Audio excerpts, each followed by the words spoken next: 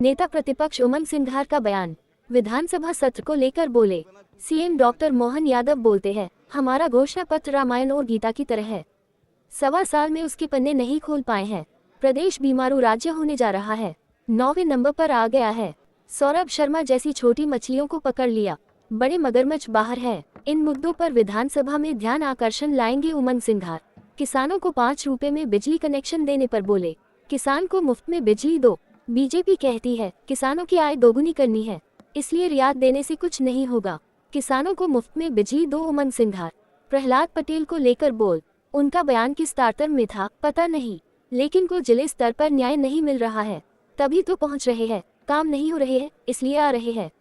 CM helpline में हजारों case पड़े हैं, प्रशासनिक अधिकारी निरंकुश हो गए।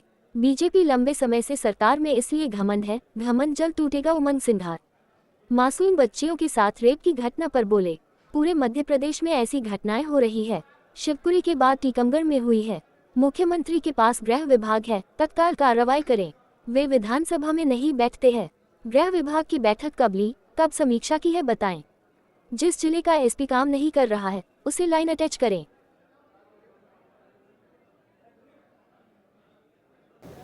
5 रुपए में सीएम बिजली देना चाहते किसानों को, लेकिन मैं समझता हूँ कि कई ऐसी योजनाएं ST SC की जहाँ पर आप बिजली फ्री दे रहे थे, और बाकी जो अन्य समाज के लोग किसान हैं तो उनको भी मेरे ख्याल से बिजली फ्री मिलना चाहिए।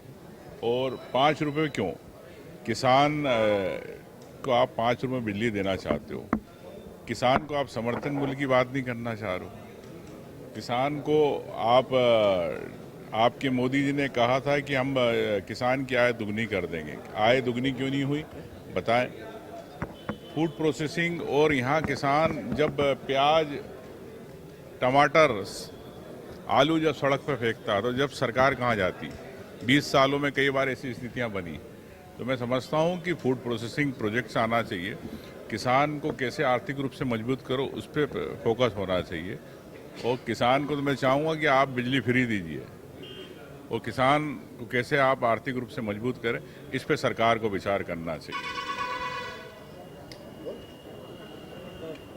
विधानसभा सत्र चालू होने वाला है, किस तरह सरकार को नई तैयारी होगी आपकी? तो गिरे जा रही है सरकार। विधानसभा सत्र चलाना नहीं चाहती।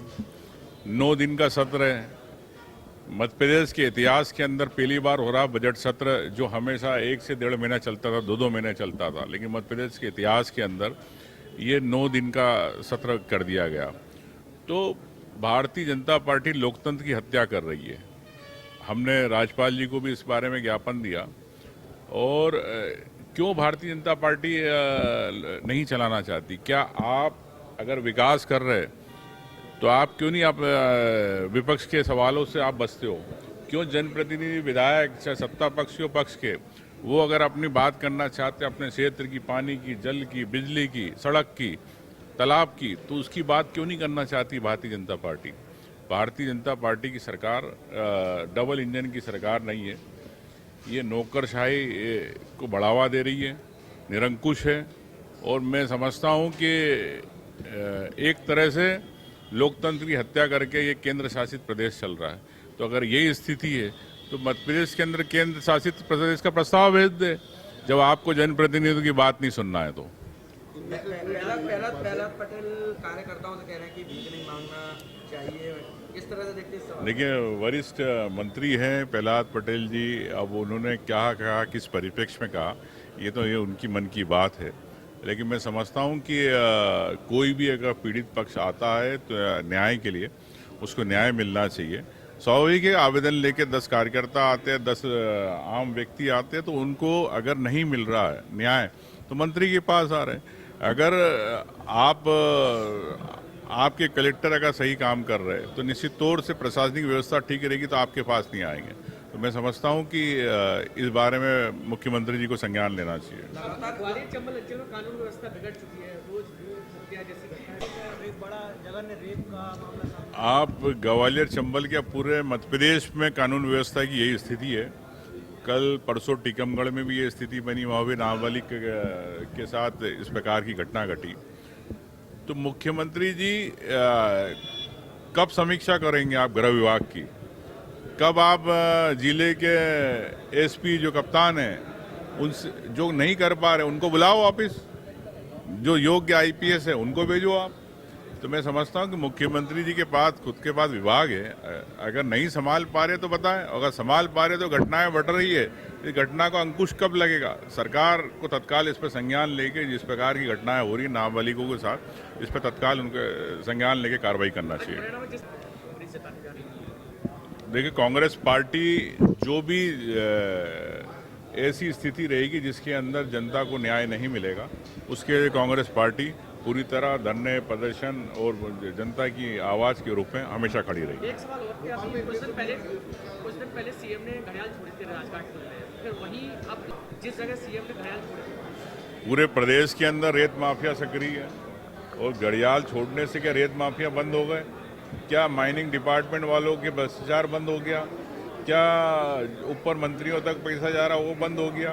तो ये अगर भ्रष्टाचार बंद करना है पर्यावरण की दृष्टि से, तो मैं समझता हूँ मुख्यमंत्री जी जिस दिन चाहेंगे 1 घंटे में बंद हो जाएंगे रेत माफिया। यदि मुख्यमंत्री नहीं चाहेंगे तो प्रदेश में रेत माफिया ऐसे घूमते रहेंगे। मध्य प्रदेश में इन्वेस्टर मीट हुई थी और चंबल संभाग को कुछ नहीं मिला। मध्य प्रदेश में इन्वेस्टर मीट हुई, चंबल संभाग क्या पूरे मध्य प्रदेश की ये स्थिति है। मैंने तो कई बार कहा कि कई ऐसे जो है योजना जिसमें हमारे यहाँ के हथकरघा के उद्योग है, आपके क्षेत्र में चंदेरी है, तो चंदेरी को लेके क्या इनके पास मास्टर प्लान है? कुछ नहीं। इस महेश्वरी सील के महेश्वर में उसके लिए क्या मास्टर प्लान है? वो नहीं। तो मैं समझता हूँ फूड प्रोसेसिंग हो, चाहे हथकरघा हो, चाहे आम व्यक्ति जिससे जुड़ा हो, ये जो यहाँ की आवश्यकता है उस हिसाब से उद्योग प्रोजेक्ट नीति नहीं बना पाती सरकार।